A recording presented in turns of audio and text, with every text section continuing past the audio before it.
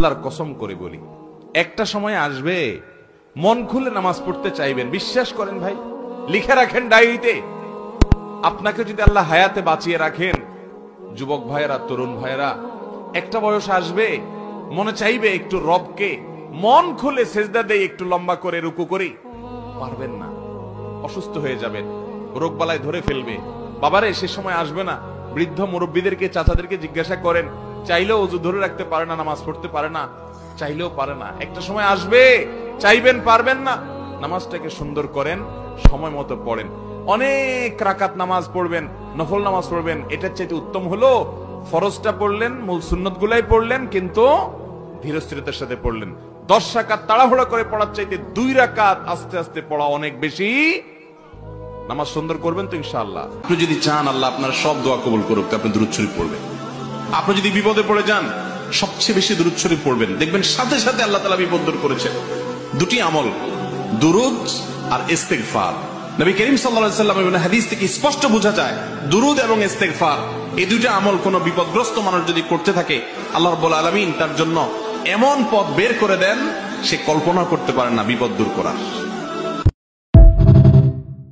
আল্লাহর কসম করে বলি, একটা সময় আসবে মন খুলে নামাজ পড়তে চাইবেন। বিশ্বাস করেন ভাই, লিখে রাখেন ডায়েরিতে।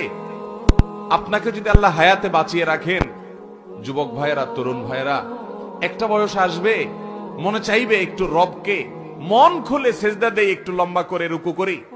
পারবেন না, অসুস্থ হয়ে যাবেন, রোগ বালায় ধরে ফেলবে। বাবারে, সে সময় আসবে না?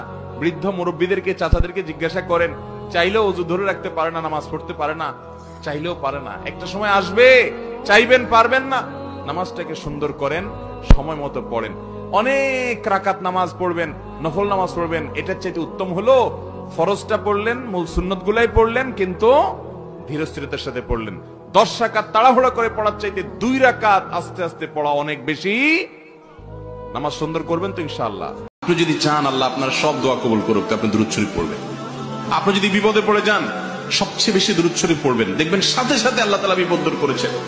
দুটি আমল, দুরূদ আর ইস্তিগফার। নবী করিম সাল্লাল্লাহু আলাইহি ওয়াসাল্লামের হাদিস থেকে স্পষ্ট বোঝা যায়, দুরূদ এবং ইস্তিগফার এই দুইটা আমল কোন বিপদগ্রস্ত মানুষ যদি করতে থাকে, আল্লাহ রাব্বুল আলামিন তার জন্য এমন পথ বের করে দেন, সে কল্পনা করতে পারে না বিপদ দূর করার।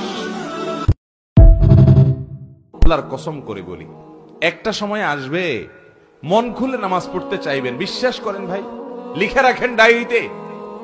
আপনাকে যদি আল্লাহ হায়াতে বাঁচিয়ে রাখেন, যুবক ভাইয়েরা, তরুণ ভাইয়েরা, একটা বয়স আসবে মনে চাইবে একটু রবকে মন খুলে সেজদা দেই, একটু লম্বা করে রুকু করি।